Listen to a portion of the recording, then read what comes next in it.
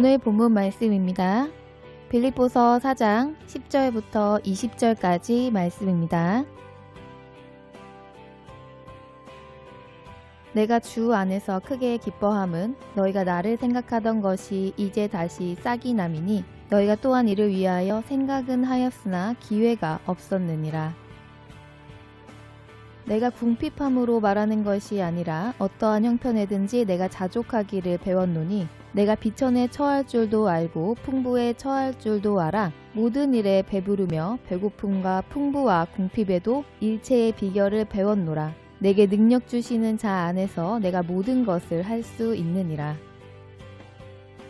그러나 너희가 내 괴로움에 함께 참여하였으니 잘하였도다. 빌립보 사람들아, 너희도 알거니와 복음의 시초에 내가 마게도냐를 떠날 때에 주고받는 내 일에 참여한 교회가 너희 외에 아무도 없었느니라. 데살로니가에 있을 때에도 너희가 한 번 두 번 나의 쓸 것을 보내었도다.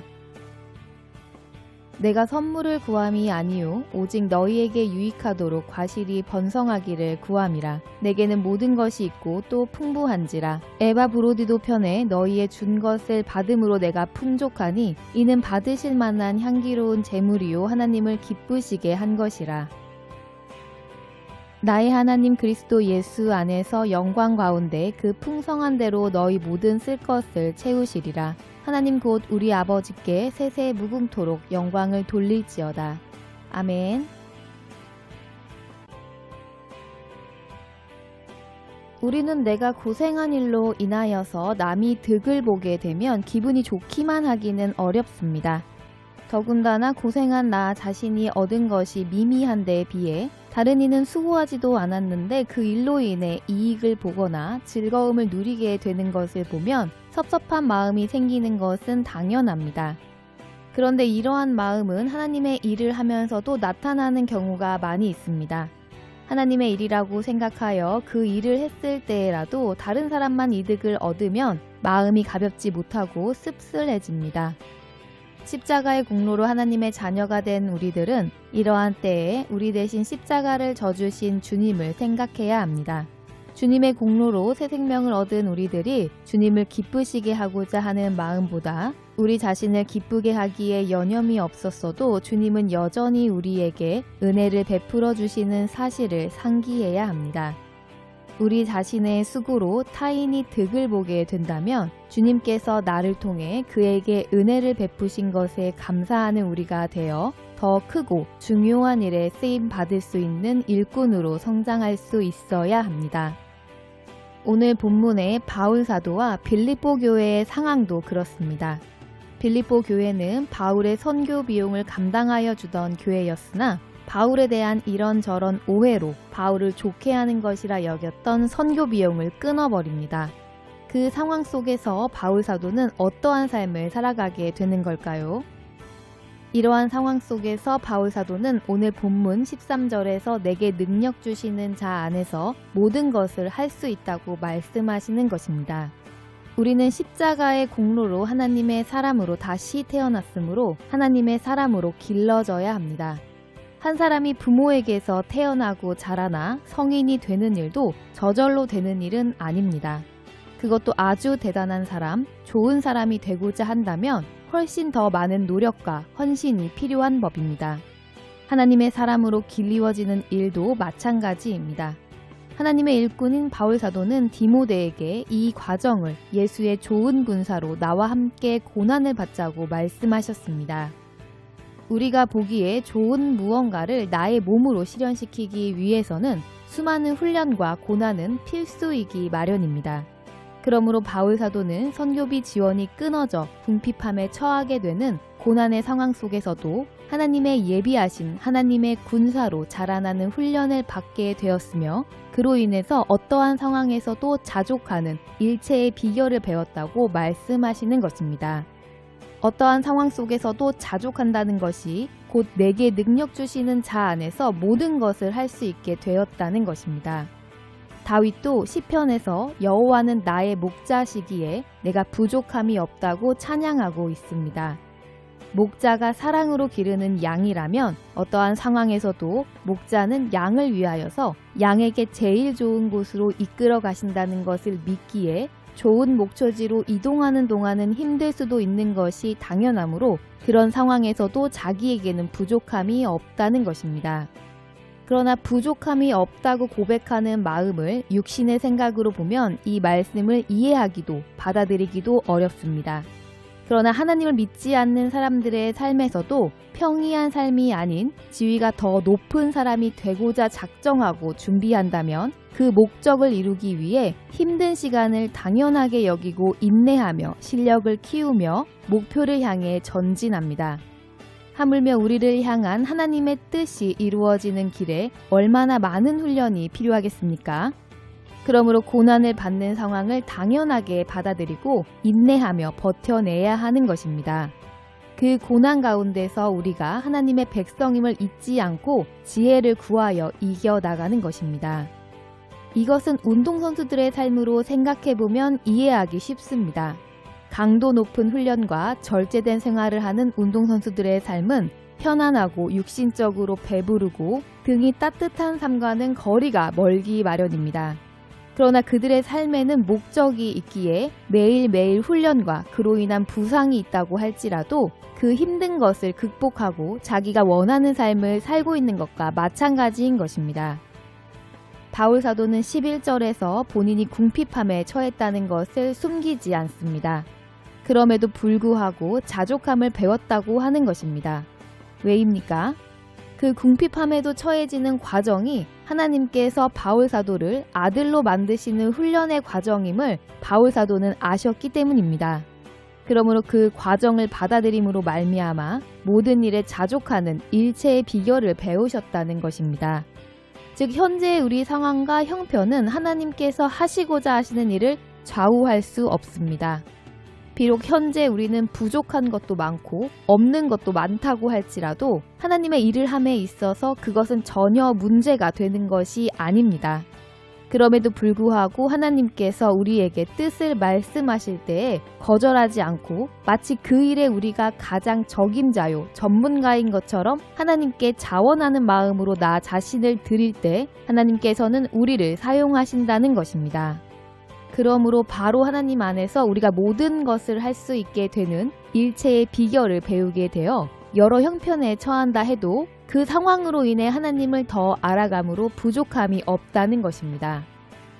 그렇다면 왜 바울 사도는 빌립보 교회에서 선교 헌금을 보내주는 것을 기뻐하시는 것입니까? 바울 사도는 11절에서 빌립보 교회가 헌금을 보내주어 자신의 궁핍함이 덜어짐으로 기뻐하는 것이 아니라고 말씀하시고 있습니다. 바울 사도는 빌립보 교회가 바울 사도의 선교에 힘을 더해주므로 그들 역시 하나님의 뜻 안에서 바울 사도와 함께 자라갈 기회를 얻었기 때문에 기뻐하시는 것입니다. 빌립보 교회가 하나님의 뜻에 따라 순종하면서 하나님의 자녀로 자라갈 기회를 얻었기에 바울 사도는 기뻐하시는 것입니다.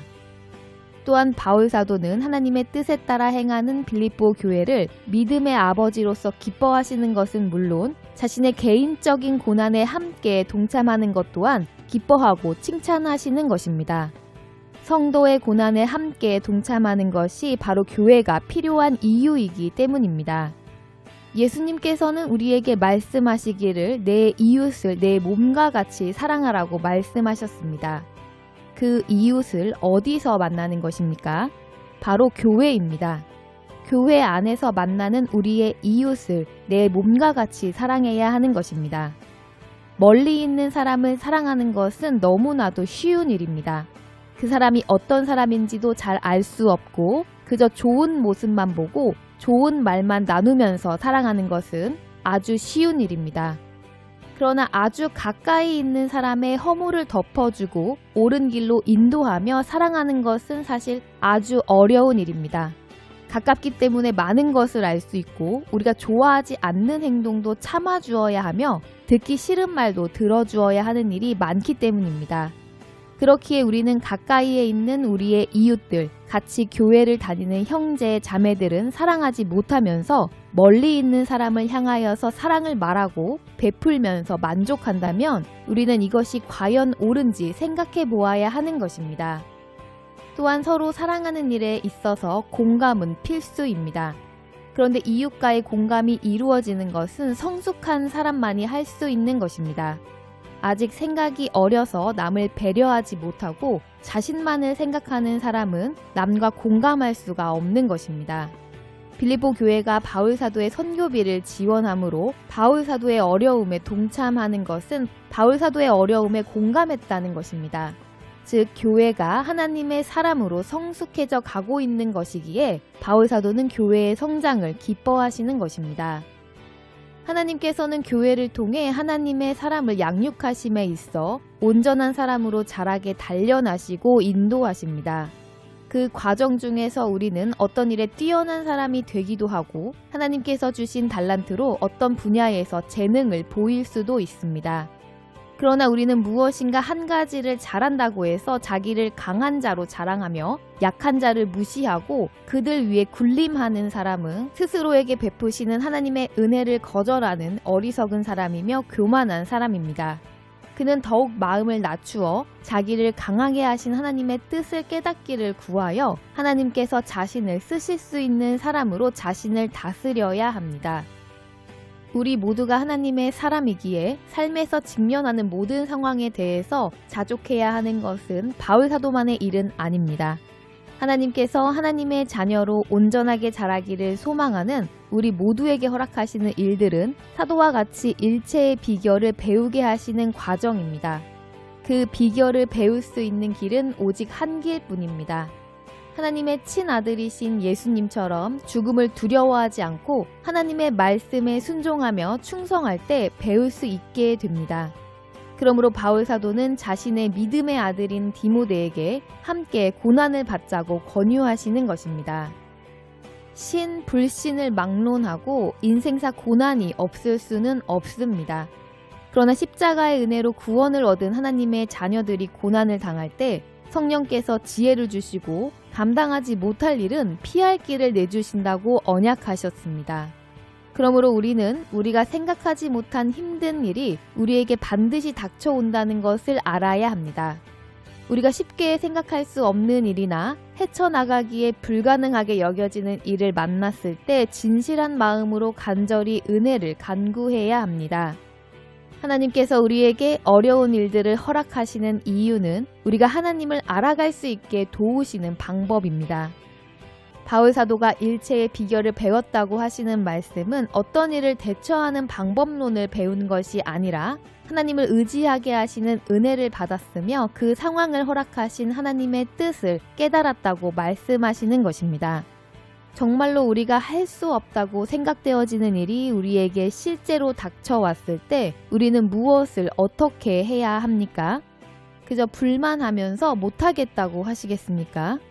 아니면 내게 능력 주시는 자 안에서 내가 모든 것을 할 수 있다는 말씀대로 순종하겠다고 자원하시겠습니까? 이미 하나님께서 우리에게 모든 것을 주셨음을 신뢰하여 우리가 직면하는 모든 상황에 자족하는 일체의 비결을 배우기를 힘쓰는 우리가 되어 하나님의 일꾼으로 모두 장성할 수 있기를 바라며 주 예수님의 이름으로 축복합니다.